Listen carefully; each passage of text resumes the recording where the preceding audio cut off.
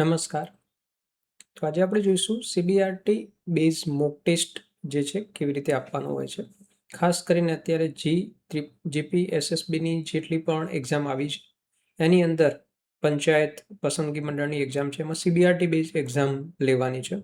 તો કેવી રીતે આની અંદર છે, તો એના માટે આપણે મોક ટેસ્ટ માટે તમારે મોક ટેસ્ટ આપવો તો એના માટે આપણે વેબસાઇટ અહીંયા જે આપેલી છે cbrttest.com ડિસ્ક્રિપ્શનમાં પણ આપેલી છે.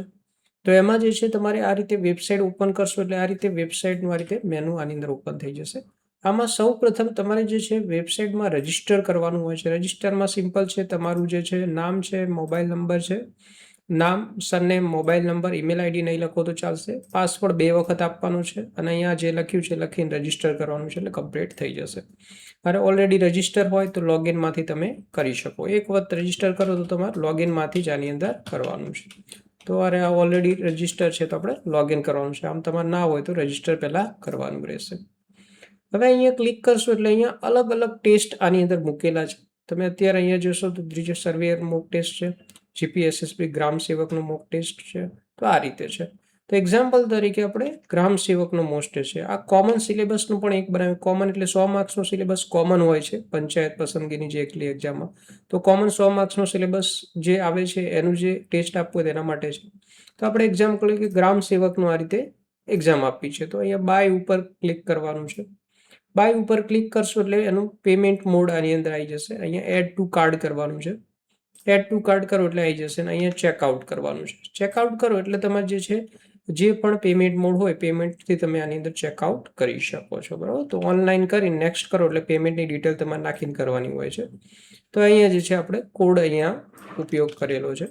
તો તમારે જે છે ઓનલાઈન પેમેન્ટ કરવાનું છે. હું ફક્ત અહીંયા કોડ કરું છું. આટલું કરી અને શું કરવાનું છે, પ્રોસેસ ટુ પેમેન્ટ. એટલે તમારો જે છે કોર્સ ઓલરેડી જે ટેસ્ટ છે ઓટોમેટિક તમારે અહીંયા આવી જશે. અહીંયા ના આવે તો ફરી જે છે આવી રીતે આવે તો અહીંયા ઓલ ટેસ્ટ ઉપર ક્લિક કરવાનું એટલે અહીંયા આવી જશે. અહીંયા પછી ક્યાં કરવાનું, ઓલ ટેસ્ટ ઉપર ક્લિક કરો એટલે તમારું ટેસ્ટ આવી જશે. હવે ટેસ્ટમાં આ રીતે જે છે 180 મિનિટનું ટાઈમ લિમિટ છે. બરાબર. અને અહીંયા જે છે સ્ટાર્ટ ઉપર ક્લિક કરશો એટલે તમારો ટેસ્ટ ચાલુ થશે. તો ટેસ્ટ આપવા માટે સ્ટાર્ટ એક્ઝામ ઉપર ક્લિક કરવાનું છે. ક્લિક કરશો એટલે આખું અલગ એક મેનુ આની અંદર ખુલશે. એમાં જરૂરી ઇન્સ્ટ્રક્શન આની અંદર અહીંયા આ રીતે આપેલી છે. તો આ રીતે અહીંયા હિન્દીમાં આપેલી છે. તો આ રીતે ઇન્સ્ટ્રક્શન આપેલી છે, એમાં પ્રોસેસ કરવાનું.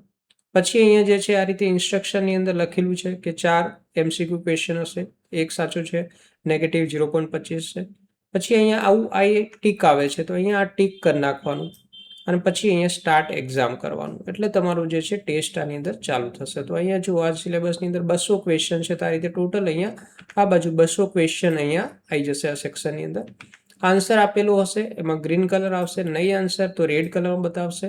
માર્ક કરેલું હશે તો આ રીતે બતાવશે અને માર્ક કરેલું હોય અને આન્સર આપ્યું તો આ રીતે બતાવશે. એક્ઝામ્પલ તરીકે આ રીતે શ્રેણી પૂર્ણ કરો, આ રીતે ક્વેશ્ચન છે તો આમાં સાચો જવાબ આવશે. ક્લિક કરી અને સેવ એન્ડ નેક્સ્ટ કરવાનું છે. સેવ એન્ડ નેક્સ્ટ જેવું કરશો એટલે તમે જુઓ તો આ ક્વેશ્ચન ગ્રીન થઈ જશે. પછી એક્ઝામ્પલ તરીકે આનો જવાબ નથી આપવો તો સેવ એન્ડ નેક્સ્ટ કરો તો અહીંયા રેડ કલરમાં જ આવશે, આન્સર નહીં આપેલો હોય. પછી આમાં જે એક્ઝામ્પલ આપ્યું છે પણ આપણે રિવ્યૂ તરીકે અને માર્કમાં રિવ્યૂ કરવું છે તો માર્ક ફોર રિવ્યૂ કરો. તો આ રીતે રિવ્યૂ કરશો એટલે આ રીતે અલગ કલરમાં આવશે અને આ રીતે રાઈટનું નિશાન એટલે જવાબ પણ તમે આપેલો છે.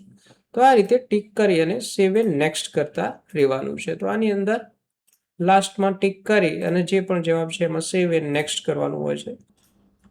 તો કમ્પ્લીટ તમારી એક્ઝામ થઈ જાય પછી સબમિટ ઉપર ક્લિક કરવાનું હોય છે. તો સબમિટ ઉપર ક્લિક કરો એટલે અહીંયા બતાવશે કે તમારે આટલો ટાઈમ છે આની અંદર. તમે લાસ્ટમાં સબમિટ એક્ઝામ કરો એટલે કમ્પ્લીટ આની અંદર રિઝલ્ટ આવી જશે. આવું આવે તો સબમિટ ફરી એક વખત ક્લિક કરવાનું છે, ઓકે કરવાનું છે. ઓકે કરશો એટલે તમારે જે છે અહીંયા ટેસ્ટ રિપોર્ટ આવી જશે.